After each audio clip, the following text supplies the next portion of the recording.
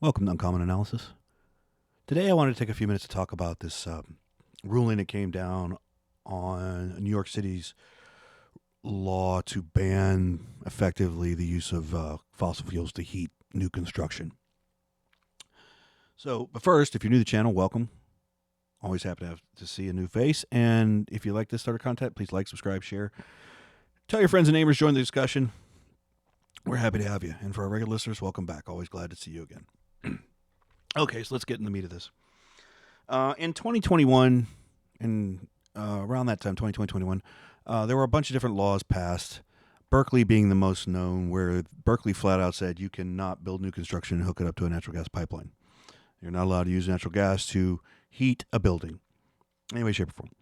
That law was struck down multiple times by the courts. In 2021, New York City passed a similar law, but a little bit different, but effectively the same thing. And that was upheld this week by a federal judge.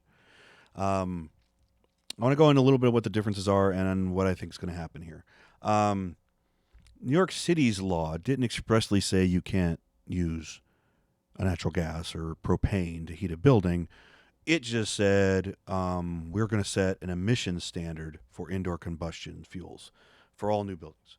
Basically saying anything that burns and emits 25 kilograms or more of carbon dioxide per million BTUs is prohibited.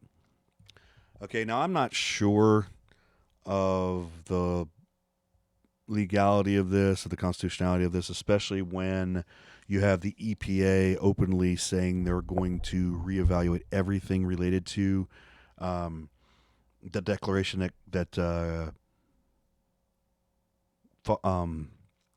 greenhouse gases are harmful to human existence, right? That whole line of rules and regulations that came after that declaration are being reviewed by the current EPA. The fact New York City is saying we're going to limit this and have this rule, so I'm not sure how that falls into all this stuff, but I suspect this will not stand when it works its way up through the appeals process beyond this court case, but beyond this particular ruling. But we shall see. We shall see what happens.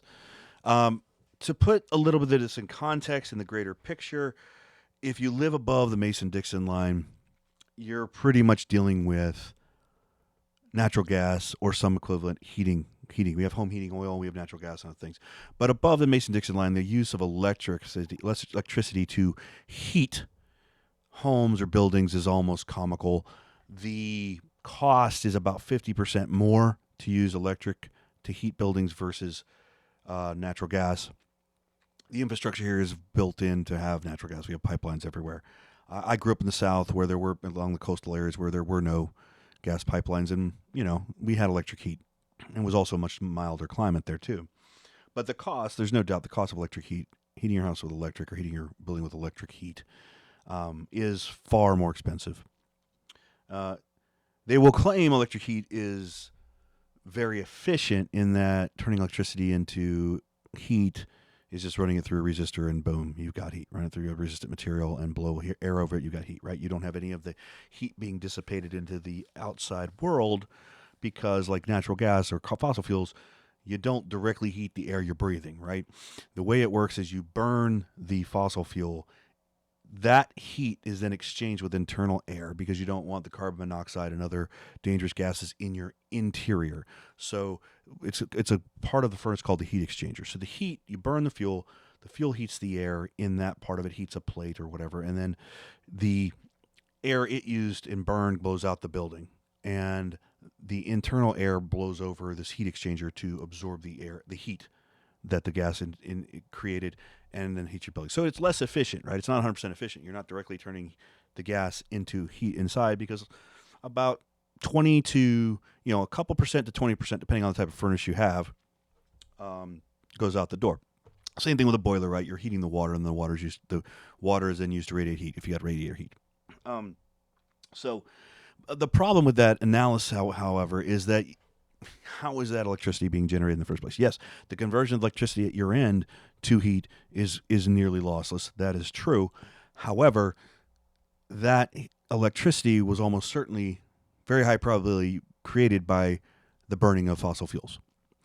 Uh, yes, we have green energy, you have windmills, you have solar, you have hydroelectric, and you have obviously nuclear, which is a whole other ball of wax that has its pluses and minuses. But the majority of U.S.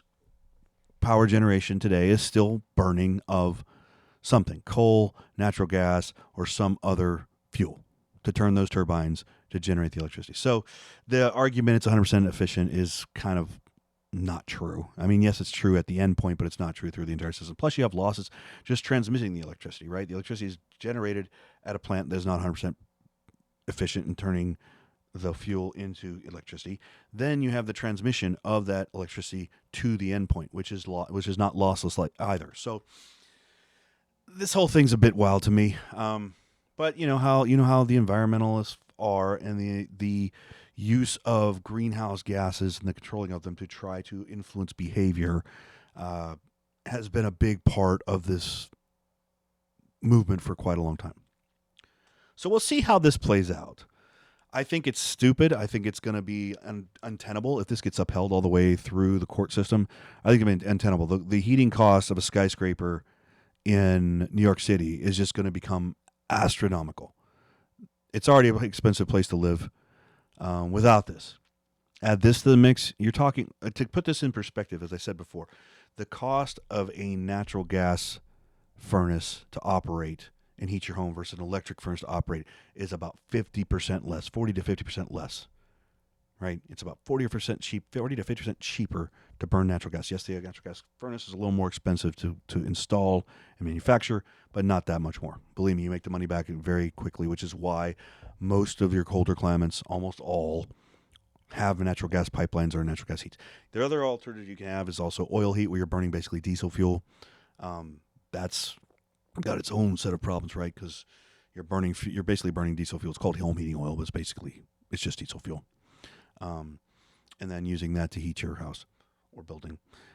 We'll see how this all plays out. I think this is comical. I don't see this standing. I don't know where the legitimacy of saying that a local municipality has this right, because like even EPA standards for cars, for example, California had an exemption to do that. I don't know why this judge is saying, oh no, New York City can set its own individual guidelines and requirements for emissions.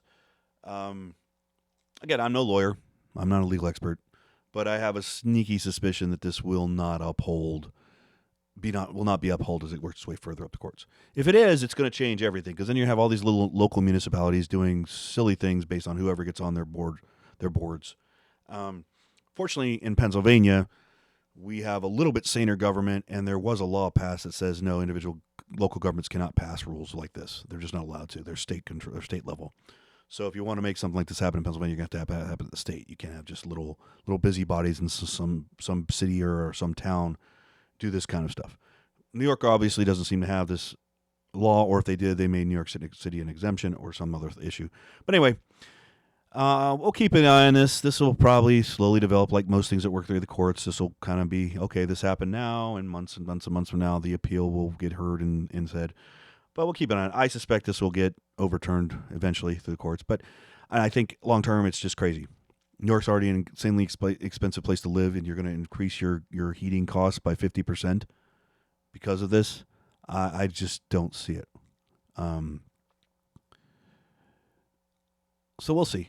It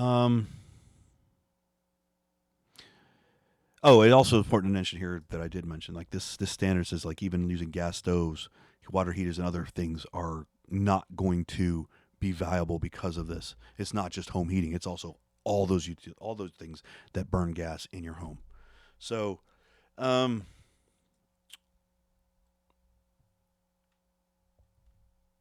it's currently in effect for buildings under 7 stories, and it'll go into taller buildings in 2027. So yeah, I'm going to enjoy watching this one play out if it doesn't get overturned. We'll see. All right, that's all I got for today, guys. Hope you have a great one, and I am out.